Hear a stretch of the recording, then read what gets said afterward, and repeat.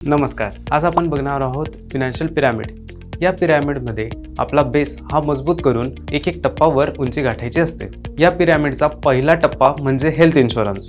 कधी जर समजा आपल्या स्वतःला किंवा आपल्या प्रियजनांना हॉस्पिटलाइज करण्याची वेळ आलीच तर आपण केलेली सेव्हिंग आणि इन्व्हेस्टमेंट्स याचं गणित बिघडू नये याकरिता हेल्थ इन्शुरन्स हा प्रत्येकाजवळ असलाच पाहिजे. या पिरामिडमधील दुसरा टप्पा आहे लाईफ इन्शुरन्स.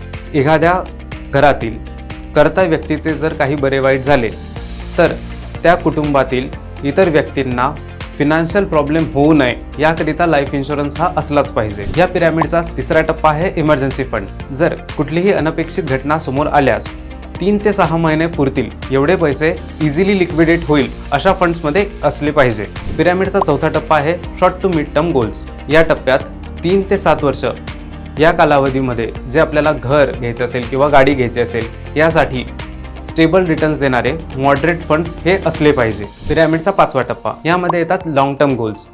जसे की 10 किंवा 15 वर्षापेक्षा अधिक काळासाठी आपण गुंतवणूक करू शकतो आणि ज्यामध्ये हाय रिस्क हाय रिटर्न या तत्वावर ॲग्रेसिव्ह फंड्समध्ये इन्व्हेस्ट केले जातील. अमृतकर इन्शुरन्स अँड फिनान्शियल सर्व्हिसेसमध्ये आम्ही प्रत्येक क्लायंटसाठी हा पिरामिड नीट आखतो आणि सुरक्षिततेपासून संपत्तीपर्यंत वाट सोपी करून देतो. गुंतवणूक शाश्वत व्हावी याकरिता पाया मजबूत असायलाच हवा. अधिक माहितीसाठी आजच अमृतकर इन्शुरन्स अँड फिनान्शियल सर्व्हिसेसला संपर्क करा आणि तुमचं फिनान्शियल पिरामिड योग्य तत्वावर उभं करा.